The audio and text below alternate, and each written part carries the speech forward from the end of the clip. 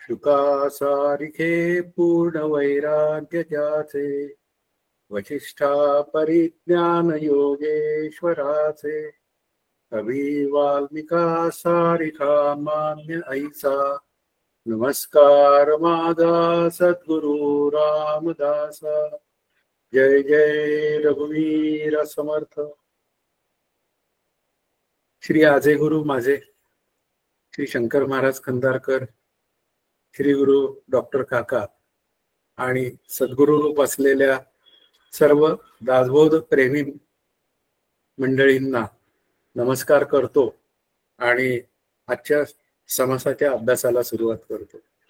आपल्या पुढं खूप काही 3 समास आहेत आणि या 3 समासांचं विवरण आपल्याला 15-15-15 अशा पद्धतीने 3 हिस्स्यामध्ये 15 मिनिटांच्या 15 तरी 45 मिनिटात पूर्ण करायचे.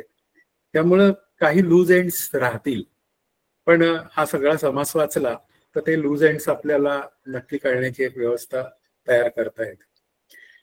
पहिला जो विचार आहे तो नरदेह स्थवनाचा विचार आहे, दुसरा आहे देह दुर्लभ आणि तिसरा आहे तो देहमान्य निरूपण. असे 3 समास आहेत. तर नरदेह स्तवनामध्ये आपल्याला नरदेहाचं महत्व, स्तवन शब्दाचा अर्थ स्तुती असाही होतो आणि महत्व असाही. तर त्या नरदेहाचं महत्व हा आपल्या अभ्यासाचा एक विचार असला पाहिजे. आणि मग पुढे आपण पुन्हा त्याचा विचार करतो तेव्हा देह दुर्लभ निरूपण, म्हणजे हा देह कसा दुर्लभ आहे आणि तो मिळाला आहे तर मी काय केला पाहिजे, तो सत्कारणी लावला पाहिजे. म्हणजेच पुन्हा स्वरूपाच्या अभ्यासाला त्याचा एक विचार पूर्ण केला पाहिजे. आणि तिसरा देहमान्य निरूपणामध्ये आपल्याला सगुण भक्तीतनं निर्गुण भक्तीकडे जाण्याचा विषय मिळतो. तसा तो देह दुर्लभ निरूपणामध्ये शेवटी सगुण भक्तीचा विचार मांडलाय आणि सगुणाचे आधारे निर्गुण पावे जे निर्धारे सारासार विचारे संताचे, ही भूमिका सुद्धा आपल्या पुढे सहज मांडलेली आहे. तर आता ही आपल्या अभ्यासाची सुरुवात करायची आहे. काही ओव्यांच्या निमित्ताने मी हा सगळा अभ्यास करणार आहे. तर त्या नरदेह स्तवनातली पहिली ओवी असं सांगते, धन्य धन्य हा नरदेहो येथील अपूर्वता पाहो, जो जो की जे परमार्थ लाहो तो तो पावे सिद्धी ते. मुख्य मुद्दा काय आहे की हा नरदेह मला मिळाला आहे ना तर मी धन्य आहे. समर्थांनी आपल्या अभ्यासाची भूमिका मांडलेली आहे, निष्काम कर्म, निष्काम उपासना, नाम ध्यान, तत्वचिंतन आणि त्याप्रमाणे जीवन जगण्याचा प्रयत्न. त्यांनी स्पष्ट बोललेले ते क्रियेविण वाचाळता व्यर्थ आहे किंवा समजले आणि वर्तलेवर समर्थांचा खूप भर आहे, म्हणून आपल्यालाही तो भर द्यायला पाहिजे. मग हा जर का मला नरदेह मिळालाय तर त्याची धन्यता कशात आहे, तर ती माझ्या स्वरूप प्राप्तीमध्ये. मी बाकीचं मध्ये आधी जे काय चिंतन आहे ते मी मांडणार नाहीये, ते तुम्ही मधनच समजून घ्यायचं. ही नरदेहाची अपूर्वता माझ्या स्वरूपाची ओळखण करण्यासाठी आहे, कारण माझी सतत सुखालागी जीवा तरीशी तळमळ, म्हणजे मी सतत माझा प्रवास हा सुखाकडे जाण्याचा आहे, म्हणजे सुखरूपतेकडे जाण्याचा आहे.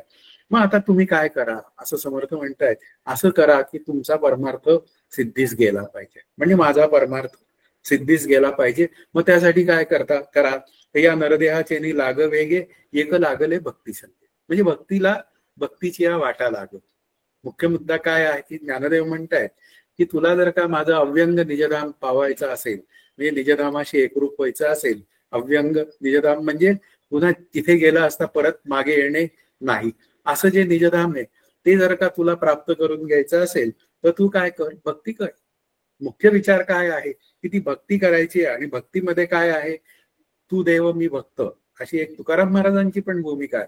पण ती केव्हा आहे, जेव्हा स्वरूपाशी एकरूप झाल्यानंतर मग तू देव आणि मी भक्त असा एक भक्तीचा एक सुंदर रंग तयार झाला पाहिजे. पण हा सुंदर रंग तयार होण्यासाठी आपल्याला मात्र त्या भक्तीच्या ज्या कल्पना आहेत त्या समजून घेतल्या पाहिजे. आणि त्या समजून घेतल्यानंतर इथे यांनी खूप म्हणूया त्या 16व्या ओवीपर्यंत भक्तीचे पुष्कळ विचार मांडलेले, की हठयोगी आहेत, कर्ममार्गी आहेत, उपासना मार्गी आहेत, सगळं काही आहे, ते सगळं त्यांच्या पद्धतीने करत असतात. पण माझी भक्ती कशी असली पाहिजे, तर ती संत मान्य असली पाहिजे.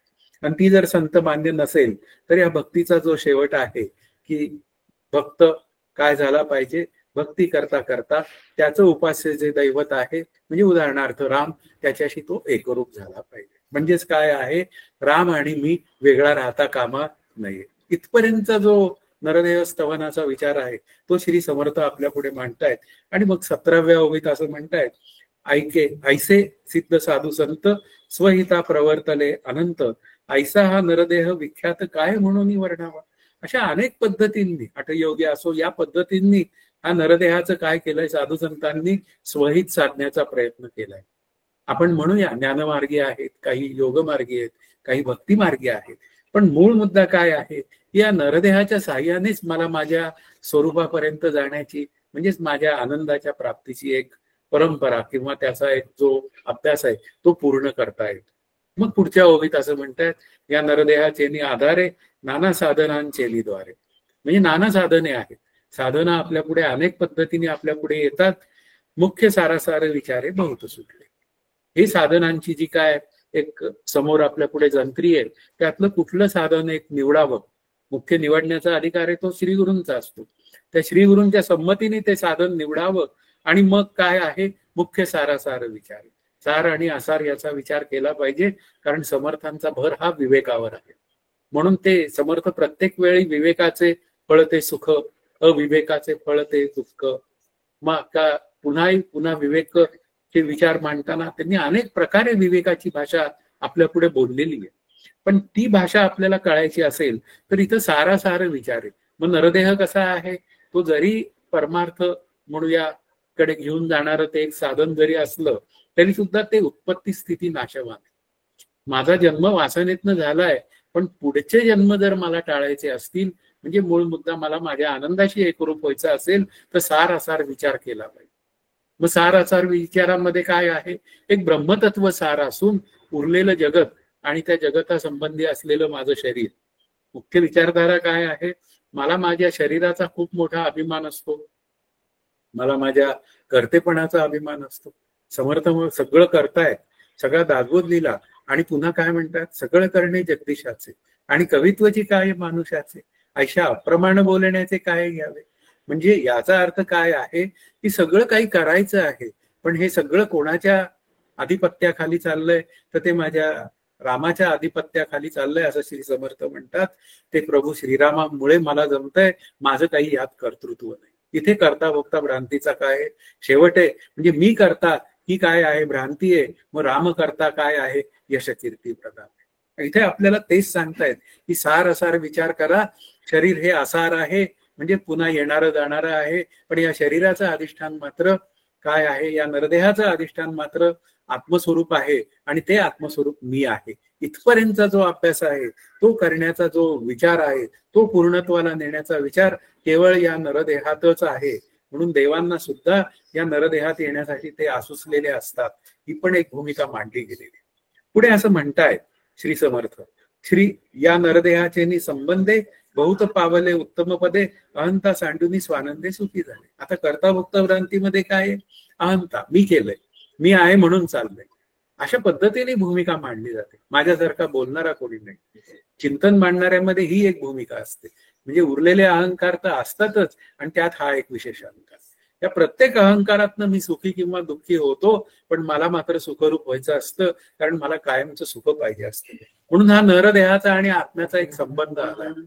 तो वास्तवात कल्पित संबंध आहे, तो वास्तवातला संबंध नाही. संबंध नेहमी दोन काय आहे, समान सत्तेमध्ये येतो. व्यावहारिक सत्तेमध्ये पाणी आणि दूध हे दोन्ही एकत्र होतं, कारण द्रव्यता हा दोघांमधला काय आहे, व्यावहारिक संबंध आहे.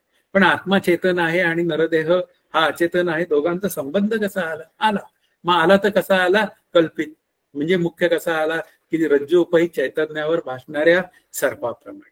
मात्र रज्जू उपहित चैतन्यावर भासणारा सर्प कसा आहे, जोपर्यंत तो मला भासतो तोपर्यंत आहे, आणि एकदा भासमानता गेली की काय आहे, सर्व रज्जू उपहित चैतन्यच आहे, म्हणजे सर्वत्र चैतन्यच आहे.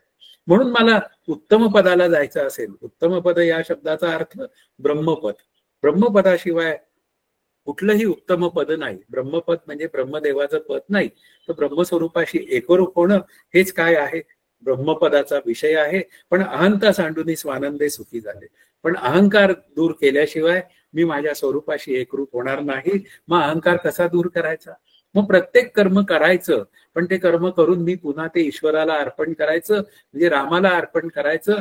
आणि रामाला अर्पण करता करता इतकं सहज होऊन जायचं त्या अर्पण भावामध्ये की त्या कर्म अर्पण भावाचीच बुद्धी शांत झालेली असली पाहिजे आणि केवळ रामभाव स्थिर झाला पाहिजे. म्हणजे अहंता सांडल्याशिवाय, विशेष रूपाने असलेली अहंता सांडल्याशिवाय मला माझ्या रामापर्यंत पोचता येत नाही. पण या नरदेहाच्या साह्याने रामरूपतेपर्यंत पोचता येतं, ही आपल्याला भूमिका मांडायची आहे. आणि मग त्यामुळे श्री संत श्री समर्थ 24व्या ओवीत म्हणतात, म्हणून नरदेह श्रेष्ठ. मला या नरदेहातच आत्मस्वरूपाची प्राप्ती करून घेता येते, म्हणून श्रेष्ठ. नाना देहांमध्ये वरिष्ठ. बाकी सगळ्या भोगयोनी आहेत. भोगयोनीमध्ये भोग भोगायचे असतात. मग ते सगळ्या भोगयोनीमधनं तो नरदेहाला पापपुण्य समान झालं की हा नरदेह प्राप्त होतो. आणि तो प्राप्त झाला की मला माझ्या स्वरूपाच्या मार्गाकडे जाण्याची वाटचाल करता येते. जयाचेनी चुके अरिष्ट यमयातनेचे. मग मी जर का भगवंताचं भजन केलं तर मात्र यमयातना म्हणजेच पुन्हा जन्म मरणाचा फेरा चुकविला. आता मग केव्हा चुकविला? एका जनार्दनी श्री दत्त ध्यान. मग आता जनार्दन महाराज कोण? तर श्री एकनाथ महाराजांचे श्री गुरु. मग असे ते एकनाथ महाराजांचे श्री गुरु आहेत. म्हणजेच काय आहे? श्री गुरु आणि देव दोघं वेगळे नाही. सद्गुरु होणं देव मोठा, जयाचं वाटे तो करंटा. म्हणजे इथे काय झालं? एक राम आहे खरा, तिकडे गुरु परंपरा. गुरु परंपरेतला राम खरा आहे, तो मला मार्गदर्शन करतो आणि त्याच्या मार्गदर्शनाखाली मी सारासार विचार करतो आणि या नरदेहाचं मी काय करतो? सार्थक करून घेऊ शकतो.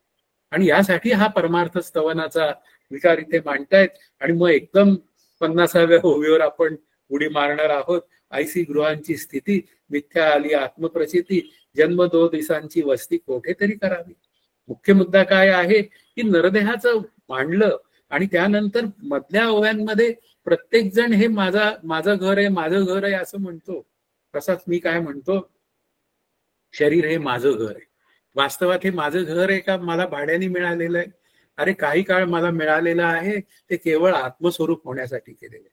मग ही ऐसी ही गृहांची स्थिती, ही सगळी गृह काय आहेत? आपण पाहतो हिमाचल प्रदेशामध्ये केवढा मोठा पूर आला, पठाणकोट पंजाबमध्ये केवढा मोठा पूर आला, सगळी घरं गेली वाहून. हे शरीर सुद्धा असंच काय होऊन जातं? उत्पत्ती स्थिती नाशवान.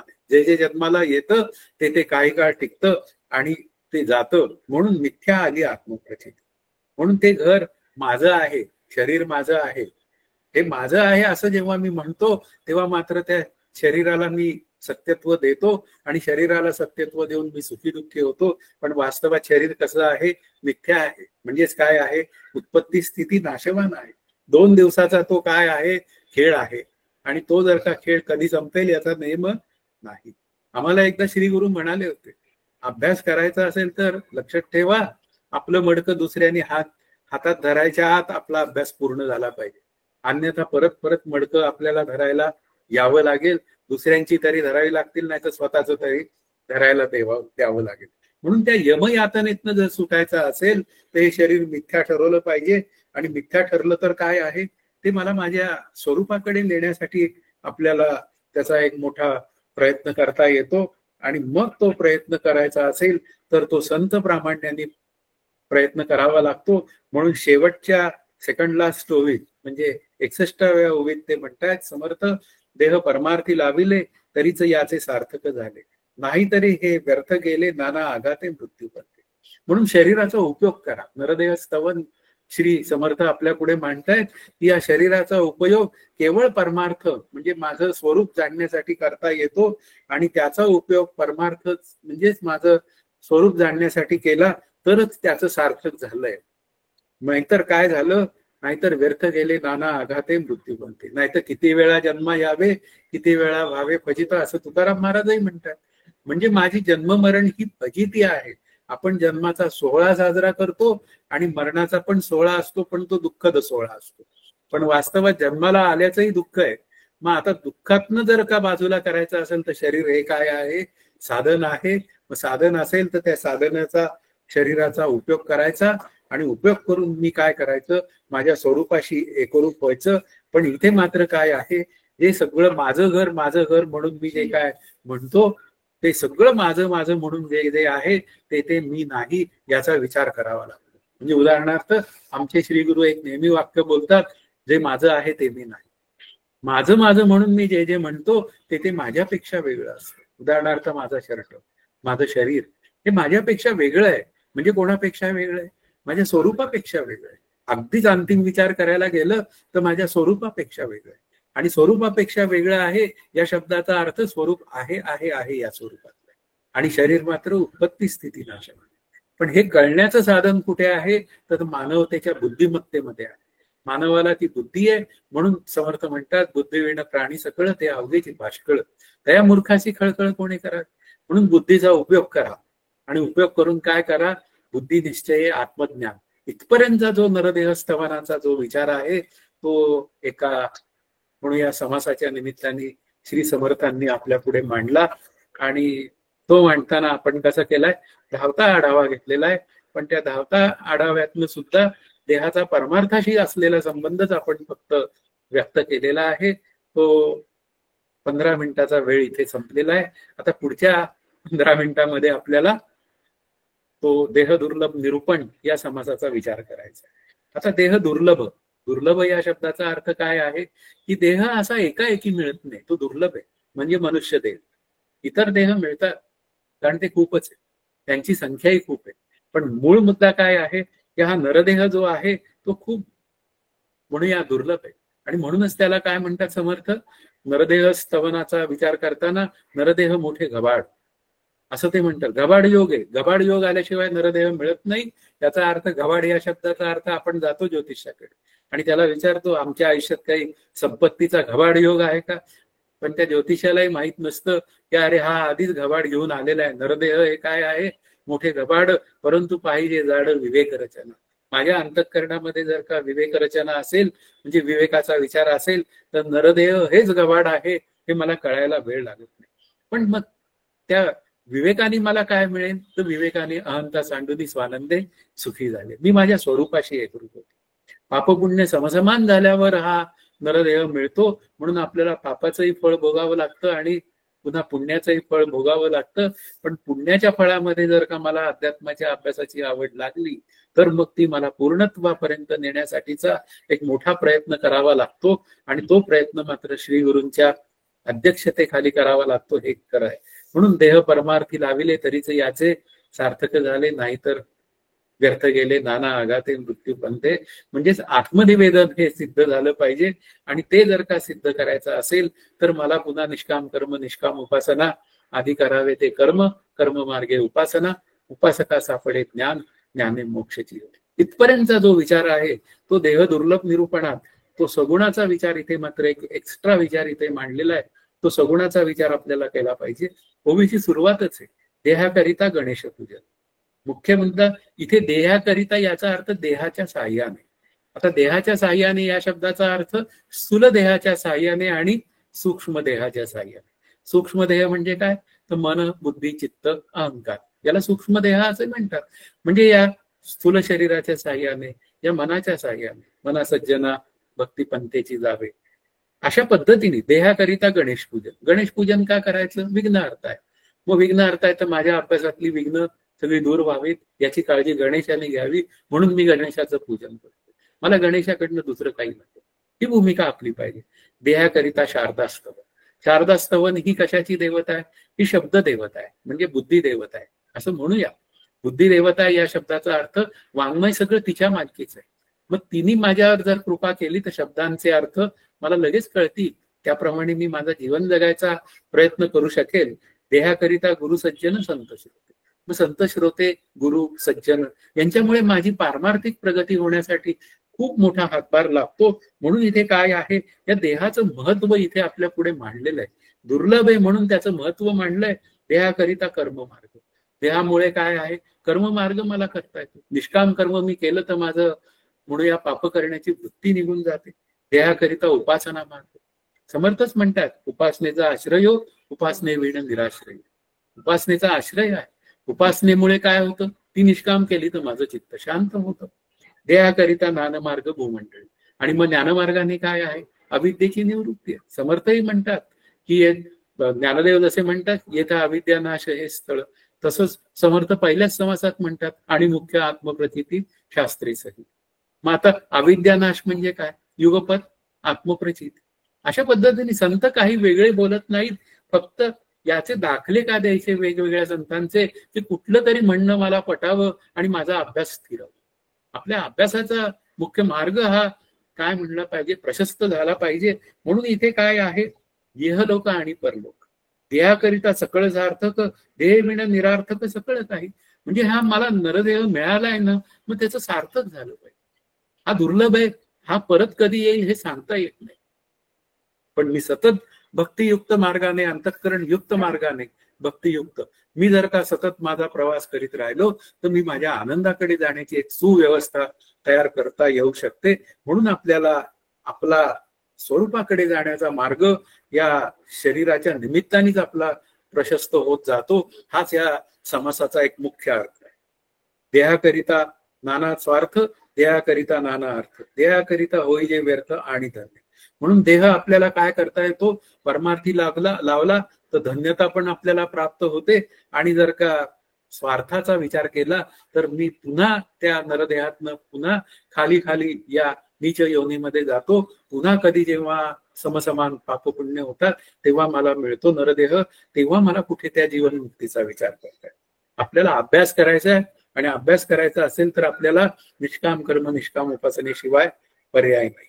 नाना सन्मार्ग साधने, देहाकरिता तुटती बंधने, देहाकरिता निवेदने मोक्ष लाभ. म्हणून सन्मार्ग साधनं जी आहेत ती संत सांगतायत ना, त्याचा अवलंब मी केला पाहिजे. ते सन्मार्गामध्ये न्याय नीती धर्माचा विचार आहे, पण शेवटी काय आहे, मोक्षाचा विचार आहे. मोक्षाचा विचार केला पाहिजे. देहाकरिता तुटती बंधने, मूळ विचार काय आहे की माझ्या देहावर मी जे काय बंधन लादून घेतलेलं आहे, देह सत्य समजून कर्त्या भोक्त्याचं बंधन, पुन्हा मी बुद्धिमान असं बंधन, माझ्या शरीराला विकार आहेत ते माझे विकार आहे असं समजण्याचं बंधन, या सगळ्यातनं आपल्याला सुटका करून घेता येते. पण केवळ आणि केवळ संत मार्ग मला स्वीकारावा पाहिजे, म्हणजे समर्थ मार्ग स्वीकारायला पाहिजे. आपल्याला समर्थ सांगतायत ना, त्यांना यस सर म्हणायची आपली एक काय झाली पाहिजे, अंतःकरणामध्ये एक वृत्ती तयार झाली पाहिजे. आणि तीच वृत्ती मला माझ्या सन्मार्गातनं माझ्या स्वरूपापर्यंत नेते. आणि देहाकरिता निवेदने. आता निवेदन शब्दाचा अर्थ समर्पण. या देहाच्या साह्याने मला आत्मनिवेदनापर्यंत जाता येते, नवविधा भक्ती करता येते. आणि नाम भक्ती करून मी आत्मनिवेदनाकडे जाऊन मी माझा मोक्षाचा विचार संपूर्ण करू शकतो. म्हणून इथे मोक्ष लाभे या शब्दामध्ये पुन्हा मी आनंद रूप, मोक्ष शब्दाचा अर्थ आनंद रूपता, ही आनंद रूपता मला साधता येते. आणि म्हणूनच श्री समर्थ म्हणतात, देह सकळामध्ये उत्तम. कुठला देह तर नरदेह सर्वामध्ये सकळामध्ये उत्तम, देही राहिला आत्माराम. या प्रत्येक देहाचं अधिष्ठान काय आहे, तो आत्माराम आहे. देह वेगळे दिसतील आपल्याला, उपाधी स्वरूपाने देह वेगळे जरी असले तरी त्या त्या देहाच्या स्वरूपामध्ये असलेलं जे मुख्य स्वरूप तत्व जे आहे ते मात्र आत्मतत्व आहे. त्याला आपण हरितत्व पण म्हणू शकतो, त्याला आपण रामतत्व पण म्हणू शकतो. कारण पुढे सगुणाचा विचार येणार आहे. कारण सगुण निर्गुण तू एको गोविंदू रे असं श्री ज्ञानदेव म्हणतात. किंवा हरिता ठाव या रागवे विण नाही असं श्री समर्थ म्हणतात. म्हणजे याचा अर्थ राम, प्रभू श्रीराम आणि आत्माराम हे दोन्ही वेगळे नाही. पण देही राहिला आत्मारामू, सकळा घटी पुरुषोत्तम विवेकी जाणती. मग प्रत्येक घटी म्हणजे उपाधींमध्ये तो पुरुषोत्तम राम आहे हे मला कळलं पाहिजे. पण कोण जाणती तर विवेकी जाणती. आता विवेक काय सांगतो, आत्माच तेवढा सत्य असून उर्वरित जगत मिथ्या आहे असं सांगणारा जो आहे ना, तो विवेक आहे. म्हणून इथे काय आहे, आपल्याला मला ओळखण्याची व्यवस्था फक्त मनुष्य देहामध्ये. देवांना शेवटी समाधान झालं की हा मनुष्य देह निर्माण केला, आणि मनुष्य देह निर्माण केल्यानंतर त्या देवांनाही पक्का लक्षात आला विचार की आपण फार सुंदर कृती केलेली आहे या मनुष्य देहामध्ये, मला ओळखण्याची तिथे व्यवस्था आहे. पण विवेक हा केला पाहिजे. मुख्य मुद्दा काय आहे की विवेकी जाणती. म्हणून इथे काय आहे, जे विवेक करतात एक ब्रह्मसत्य असून उर्वरित जगत मिथ्या आहे. ब्रह्मसत्य म्हटलं की पुन्हा काय आहे, राम सुद्धा, प्रभू श्रीराम सुद्धा सत्य आहे, विठ्ठल सुद्धा सत्य आहे. या देवता सगळ्या सत्य आहेत. म्हणजे कोणत्या, पुन्हा ज्या मला मोक्षापर्यंत घेऊन जातात त्या सगळ्या, हा त्यातला एक भाग आहे. म्हणून आपल्याला अभ्यास करताना या नरदेहाचं जे दुर्लभतेने मिळालेलं जे काय घबाड आहे ते मला कळलं पाहिजे. मग आता करायचं काय पुढे मग समर्थ श्री म्हणतात, जे जे देह धरून आले ते काही करून गेले, हरिभजने पावले किती एक. त्यातलं हरिभजने पावले किती एक या विचारांचा विचार आपल्याला करावा लागेल, कारण या हरिभजनाचा विचार आहे ना, तो पुढचा जो देहमान्य निरूपण आहे ना, तिथे त्याच्याशी जोडणी केलेली आहे. ही जी तीनची जी काय एक वाटणी श्री गणेश महाराजांनी कुलकर्णींनी जी केली आहे ना, ती अतिशय योग्य आहे. उलट मीच केविलवाणा आहे की हे सगळं समजावून सांगताना माझी खूपच काय म्हणूया त्रेधा उडतीये. म्हणून इथे हरिभजने पावन झाले किती एक आपल्याला खूप लक्षात आलेलं आहे. श्री ज्ञानदेवांनी हरिपाठ लिहिला, श्री समर्थांनी नामस्मरण भक्ती समास लिहिला, श्री गोंदवलेकर महाराजांनी नामाचा पुरस्कार केला. म्हणजे सगुणाचा विचार जो आहे तो कितीतरी खूप महत्वाचा आहे. आणि श्री ज्ञानदेव म्हणतात हरिविण मन व्यर्थ जाय, म्हणून काय करा, हरिमुखे म्हणा, हरिमुखे म्हणा. मग हरिमुखे म्हणा काय, किंवा श्रीराम जय राम जय जय राम म्हणा काय, सगळं काही तेच. आपल्याला लक्षात आलं पाहिजे की ते हरी आणि ब्रह्म या दोन गोष्टी वेगळ्या नाहीयेत. प्रभू श्रीराम आणि ब्रह्म दोन्ही एकरूपच आहे. तुझं सगुण म्हणू की निर्गुण, या न्यायाने ते सगळं एकरूप आहे असा विचार आहे. मग आता काय आहे, मग हरीचा संकल्पच आहे. हरिसंकल्प मुळे होता, तोची फळी आला फळी पाहावा आता, नाना देहा तरी तत्वता शोधिता कळे. म्हणून तो हरीचा संकल्प जो आहे एकोम बहुश्याम असं म्हणूया. ब्रह्माचा संकल्प म्हणजे हरीचा संकल्प आहे. मग आता लक्षात आलं, मग एकोम बहुश्याम बहु झाला आणि सर्वांमध्ये तो व्याप्त झाला. मग आता सर्वांमध्ये त्यालाच पाहावं ना, मग त्यालाच पाहिलं तर मी आनंदाकडे निघून जातो. मग हरिभजन वेगळं काय, हरिभजन सर्वांमध्ये हरितत्व पाहणं, कोण्याही जीवाचा न घडो मत्सर, वर्म सर्वेश्वर पूजनाच. आता पूजाच करायची ईश्वराची ना, हरीची पूजाच करायची आहे ना, मग पूजा करायची आहे तर सर्वांमध्ये मी हरी पाहायला शिकावं. म्हणून नाना देहा तरी तत्वता शोधिता कळे. म्हणून इथे काय आहे, आपल्याला हे ईश्वरूप हरितत्व सर्वांमध्ये व्यापून आहे, हे जर का मी सर्वांमध्ये पाहिलं तर मला माझ्या स्वरूपाकडे जाण्याची एक व्यवस्था तयार करता येते.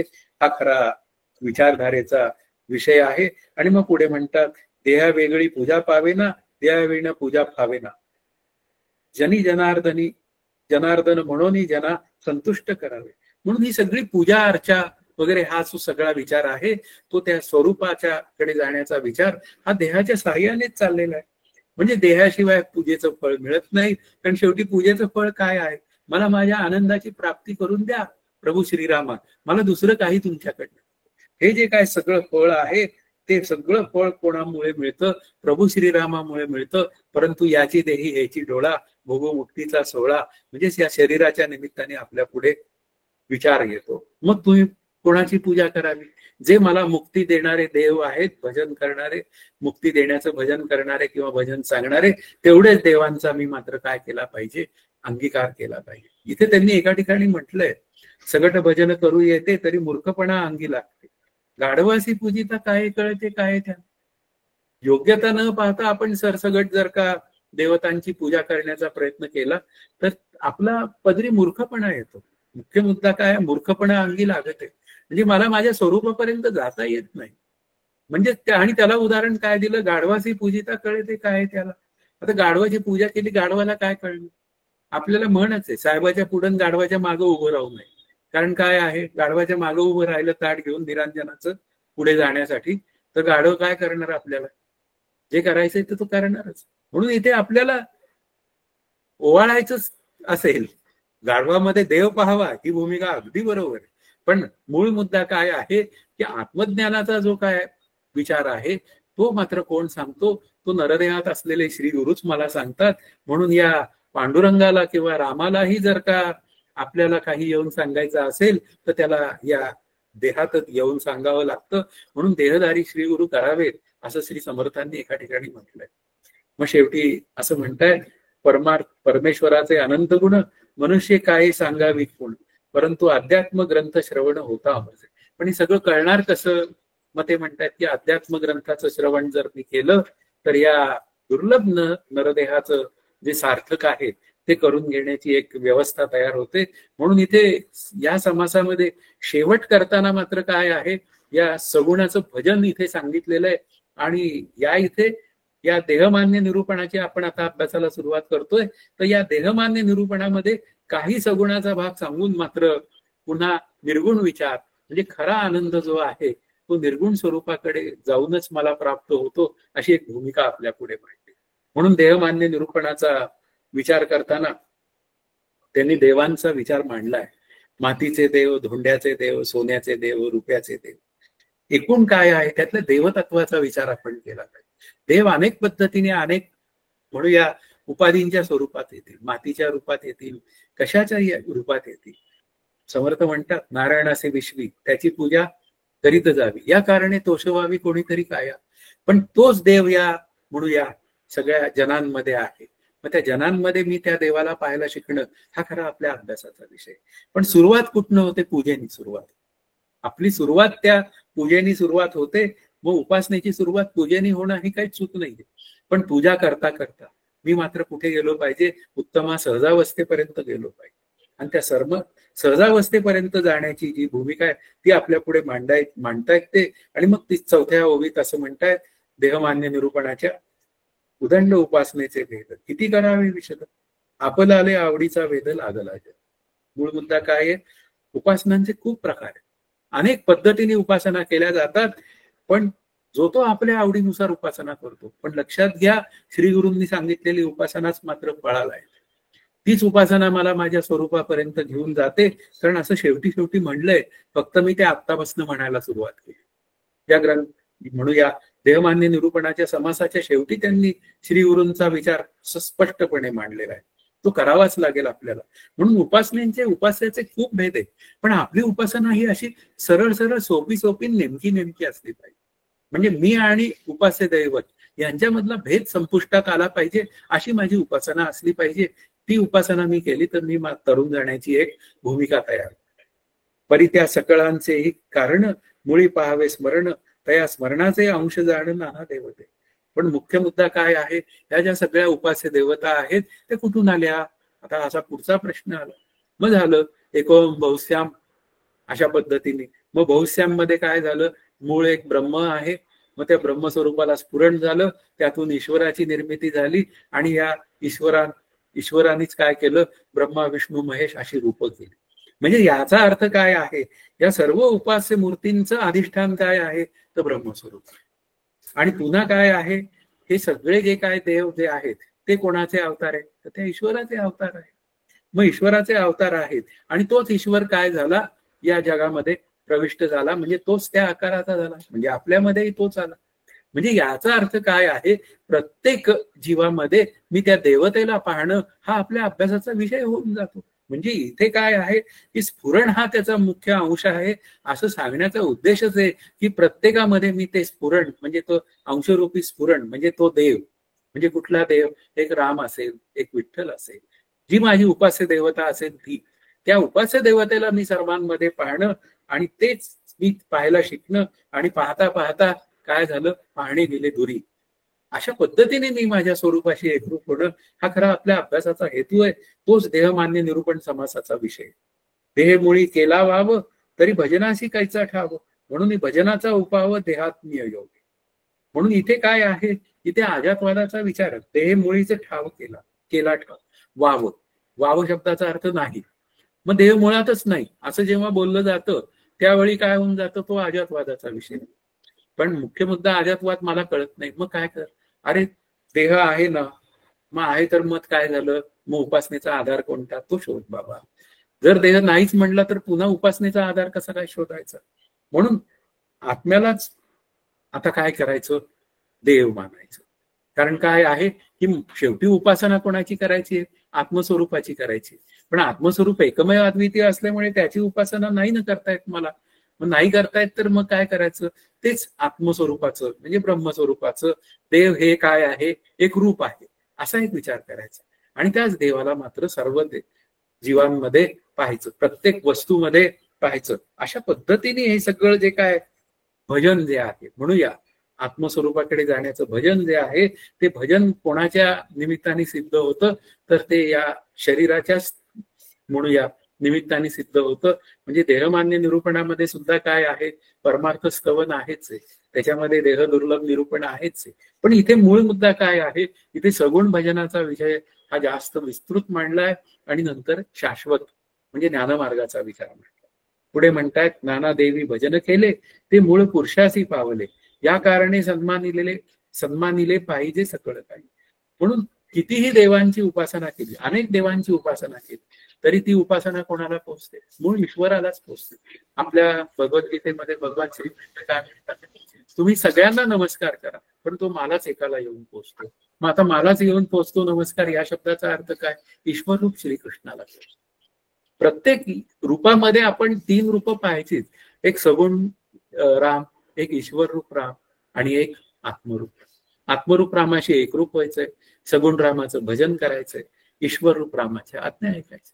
श्री ज्ञानदेवांची ओवीच आहे, विधी ते पाळीत, निषेधा ते गाळीत, मज देवनी जाळीत कर्म फळ. विधींचं पालन करा, निषिद्ध वर्तन करू नका आणि प्रत्येक कर्म मला अर्पण करा. म्हणजेच कोणाला? ईश्वराला अर्पण करा. ईश्वराला अर्पण केलं की तो करता, आणि तो करता झाला म्हणून मी करता. करता हे स्वरूपाचे लक्षण. इतकं सोपं आहे उपासना करण्याचं तत्व किंवा तंत्र, पण ते मी अवघड करून ठेवतो. कारण का? मला ईश्वराचा भेद असतो. लक्षात घ्या, राम श्रेष्ठ का विठ्ठल श्रेष्ठ यातच माझं आयुष्य निघून जातं.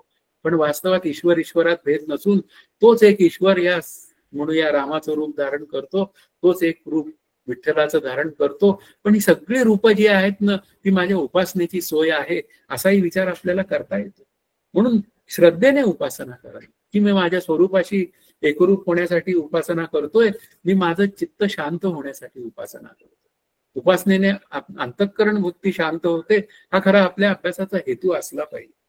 पुन्हा 22व्या ओवीत असं म्हणतात, नसता देवाचे दर्शन कैसे न होई न पावन, धन्य धन्य ते साधू जन सकळ जाणते. आता देवाचे दर्शन झाले नाही तर मुक्ती कशी मिळणार? आता दर्शन शब्दाचा अर्थ काय? पुन्हा असं मी देवळात जाऊन दर्शन घेतो ते दर्शन, का मी मला पाहतो? पाहावे आपणासी आपण या नाव ज्ञान, असं ऐकत ज्ञानाचे लक्षण. ज्ञान म्हणजे आत्मज्ञान. पाहावे आपणासी आपण या नाव ज्ञान, हे खरं दर्शन ते साधूजनांनी घेतलेलं आहे. आणि साधूजनांनी घेऊन त्याची आपल्याला एक रितसर कृती सांगितलेली. ती कृती जर मी फॉलो केली, त्यांची उपासनेची रीती, तर मला माझ्या स्वरूपाचं दर्शन होणार नाही का? म्हणून इथे काय आहे, ते सगळे विचार मला भंडावून सोडतात, पण एका साधूच्या चरणी मात्र या सगळ्या विचारांचं काय आहे निराकरण होतं. आणि तो साधू कोणता? तो जो मला माझ्या स्वरूपाकडे जाण्याचा अभ्यास समजावून सांगतो, त्याला साधू असं म्हणावं, म्हणजे त्याला गुरु असं म्हणावं. मग पुढे 24व्या ओवीच्या निमित्ताने म्हणतात, कर्तृत्व वेगळे करावे, मग त्या देवासी पहावे, तरीच काही एक पडे ठावे गव्य गुप्त. आता कर्तृत्व वेगळे करावे, माझं कर्तृत्व हे वेगळं केलं पाहिजे. आणि माझं कर्तृत्व वेगळं करायचं असेल तर ते ईश्वरार्पण बुद्धीने केलं पाहिजे. मी करता ऐसे म्हणसी तेणे तू कष्टी होसी, राम करता म्हणसी अशा कीर्ती प्रथा. मग ईश्वर रामाला कर्तेपणा द्यावा. म्हणून माझं कर्तृत्व दूर करायचं असेल तर रामाला कर्तेपणा द्यावा. राम करता झाला की मी अकर्ता, मग त्या देवासी पाहावे. रामाला मी कर्तेपणा दिला की मी अहंकार रहित होतो, आणि जिथे अहंकार रहित होतो तिथे मात्र भ्रांतीची निवृत्ती आहे. आणि भ्रांतीची निवृत्ती आहे तर युगपत आनंदाची प्राप्ती आहे, म्हणजे देवाचं दर्शन आहे. तरी मग त्या देवासी पाहावे, म्हणजे कोणत्या देवासी पाहावे? मग आत्मदेवासी पाहावे. आता त्या सगुण भजनातनं ते मात्र आपल्याला आत्मरूप भजनाकडे घेऊन जात आहे, तो विचार इथे येणार आहे. तरीच काही एक पडे ठावे गौह्य गुप्त, गौप्य गुह्य.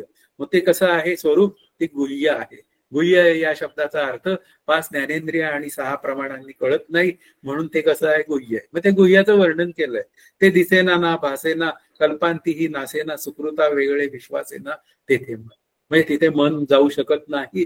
ते दिसतही नाही डोळ्यांना, त्याचा अनुभव येत नाही, कारण डोळ्यांनी जे जे दिसतं ते ते वेगळेपणाने दिसतं. आत्म आहे माझं स्वरूपच असल्यामुळे ते वेगळेपणाने कसे कळेल तुला? पण तुला या नरदेहाच्या साह्याने अज्ञानाची निवृत्ती करून तुला तुझ्या स्वरूपाची प्राप्ती होईल, असं श्री समर्थ मला सांगतात. म्हणून कल्पांतीही नासेना, या जगाचा नाश होईल, पण मात्र स्वरूप मात्र जसं असायचंय तसंच राहील. म्हणून तू काय हो, असं श्री समर्थ म्हणतायत. आता खरा ज्ञानलक्षणा मार्ग समजावून सांगायला सुरुवात केली आहे. ते असं म्हणतायत, म्हणून ही कल्पना रहित तेची वस्तू शाश्वत, अंत नाही म्हणून अनंत बोलिले तया. आता इथे काय आहे? म्हणून ही कल्पना रहित, ते कल्पनेच्या म्हणजे बुद्धीच्या आवाक्यात नाही येत. म्हणजेच काय करायला लागतं? बुद्धी शांत करावी लागते. बुद्धी अधिक आत्मा अधिक बुद्धीत पडलेला आत्म्याचं प्रतिबिंब. बुद्धी शांत झाली की तो प्रकाश आत्मस्वरूपाशी एकरूप होतो. त्याला स्पर्तोनी पाठोमोरी ठाके, आपण या आपण पै देखे, देखत ठेव ओळखे म्हणे तत्व. मग कल्पनेचे खेळ कोणते? मी करता मी भोगता. पुन्हा तिथेच आलो आपण. या सगळ्या खेळातनं माझी निवृत्ती झाली. जग सत्यत्व, शरीर सत्यत्व मन सत्यत्व या सर्वातनं जर का मला सुटका करायची असेल तर मना सज्जना सदा राघवे वस्ती कीजे, मना सज्जना सदा रामी प्रीती धरावी, म्हणून नाम घ्यायला पाहिजे. हे सगळे विचार आपल्याला माझ्या कल्पनारहित आत्मस्वरूपाचा अनुभव आणून देण्यास समर्थ आहेत. आणि मग जे कल्पनारहित तत्व आहे त्याची शाश्वत, शाश्वत या शब्दाचा अर्थ असं तशी असेल, समर्थांची भाषा आहे आहे आणि आहे. जे तिन्ही काळात असतं त्याला शाश्वत म्हणतात आणि जे जे उत्पन्न होतं त्याला अशाश्वत म्हणतात. म्हणून जग आणि जगातले पदार्थ अशाश्वत. अंत नाही म्हणून अनंत बोलीजे तयार, म्हणून त्याचा अंत नाही, कारण उत्पत्तीच नाही तर त्याला काय आहे, पुन्हा अंत नाही. मग स्वरूपे करून आणावी. ब्रह्मस्वरूप कसं आहे तर त्याचा जन्म नाही म्हणून त्याला स्थिती नाही, म्हणून त्याचा अंत नाही. असं जे काय आहे ना ते माझं स्वरूप आहे. इथपर्यंत अभ्यास जो पूर्ण करायचा असेल तर या नरदेहाचा संबंधच या अभ्यास पूर्ण करण्याला कारणीभूत आहे. पण तो संबंध मात्र या स्वरूपाशी असलेला कल्पित आहे, हा विचार पक्का पाहिजे. आता आपली दृष्टी आहे ती सत्यत्वाची आहे. या नरदेहाचा आणि आत्म्याचा संबंध सत्य आहे. मूळ मुद्दा तो आहे. तो सत्यत्व संदर्भ नरदेहाचा आणि जगाचा संबंध हा सत्य आहे, तो मला काढून टाकायचा. आणि मग हा नरदेह शांत केला असता, म्हणजेच नरदेहावरील अहंकार शांत झाला असता, मी माझ्या स्वरूपाशी एकरूप होतो. अशा पद्धतीने अहंता सांडूनी स्वानंदे सुखी झाले, हा विचार आपल्याला करताय. पुढे असं म्हणतात, हे सगळं पाहायचं असेल तर कसं पाहायचं, ते ज्ञानदृष्टीने पाहावे. ज्ञानदृष्टी काय आहे, अज्ञानाची निवृत्ती करून येणारी ज्ञानदृष्टी. म्हणजे मी करता ही भूमिका सोडली की करता राम झाला, मग राम करता ही ज्ञानदृष्टी. राम करता झाला की मी आकर्ता आहे, की मला मिळालेली ज्ञानदृष्टी. मी आकर्ता आहे, अभोक्ता आहे. म्हणजे अशा पद्धतीने मी सर्व काही करायचंय, पण काय आहे हे सर्व त्याच्या अध्यक्षतेखाली चाललंय, रामरायाच्या. एवढा विचार जर माझा पक्का असेल तर मग सगळीकडे मला भरला घनदाट हरी दिसे, या न्यायाने राम दिसायला काहीच हरकत नाही. पाहोनी तेथेची राह. मग काय करावं, खायचं बैसोनं करावे त्याची. म्हणजे अंतःकरण वृत्ती काय आहे, स्वरूपामध्ये लीन करावी. म्हणजेच काय करावं, ध्यानाला बसावं आणि त्या मंत्रावर राहावं. आणि मंत्रावर राहून मी मंत्र ज्याच्या मंत्र जपतोय त्याच्याशी एकरूप होऊन जावं. कारण मंत्र आणि राम आणि ब्रह्म दोन्ही तिन्ही काय जे असेल ते वेगळं काहीच नाही. सगळं जे काय आहे ते सगळं स्वरूपच आहे, ते सगळं रामच आहे. निज ध्यासे तद्रूप व्हावे संग त्यागे. म्हणजे या स्थूल शरीराचा संग सोडावा, सूक्ष्म शरीराचा संग सोडावा आणि पुन्हा निज ध्यासे म्हणजे त्या स्वरूपाचा ध्यास करावा आणि राम राम म्हणता म्हणता रामाशी एकरूप व्हावे. ही भूमिका आहे. अशा पद्धतीने आपण विचार जरी केला तरी सुद्धा रामनाम सत्य आहे हा विचार शेवटी का सांगावा लागतो, त्याचं कारण आहे, कारण याने आयुष्यभर रामच म्हणलेलं असतं. आपल्याला राम राम म्हणायचंय, त्याचं कारणच आहे मला रामरूप होण्याचं व्हायचंय, म्हणूनच मला राम राम म्हणण्याशिवाय पर्याय नाही. पुढे असं म्हणताय शेवटच्या ओवीमध्ये, ऐशी सूक्ष्म स्थिती गती कळता चुके अधोगती सद्गुरुचेनी सद्गती तत्काळ होते. या देहमान्य निरूपणाचा विचार जो आहे तो सद्गुरूची महती आहे. सद्गुरूची सद्गती म्हणजे सद्गुरूंनी जर मला उपदेश केला की तू श्रीराम जयराम जय जयराम म्हण, तर तो मंत्र माझा लवकर फळाला येतो या जन्मामध्ये आणि मी सायुज्य मुक्तीला प्राप्त होतो. पण ही सूक्ष्म स्थिती जी आहे ती सद्गुरु कृपेनेच मला प्राप्त होते. आणि सद्गुरु कृपेने प्राप्त होते केव्हा, तर सद्गुरु सुद्धा देहधारी असतात आणि मी सुद्धा त्यांच्यासमोर बसलेला देहधारी असतो. अशा रीतीने देहाचं काय आहे ते नरदेहाचं एक स्तवन आहे.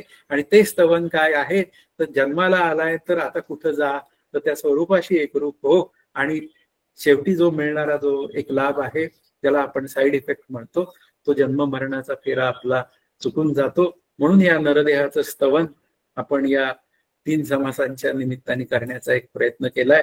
प्रयत्न धावताय, पण सर्वांनी जर का हे समास पुन्हा वाचले तर लक्षात येईल की या समासामध्ये केवळ परमार्थ विचारधाराच आपल्या पुढे जास्त ब्राईटली मांडायची आहे. ती एक मांडण्याचा मी प्रयत्न केलाय.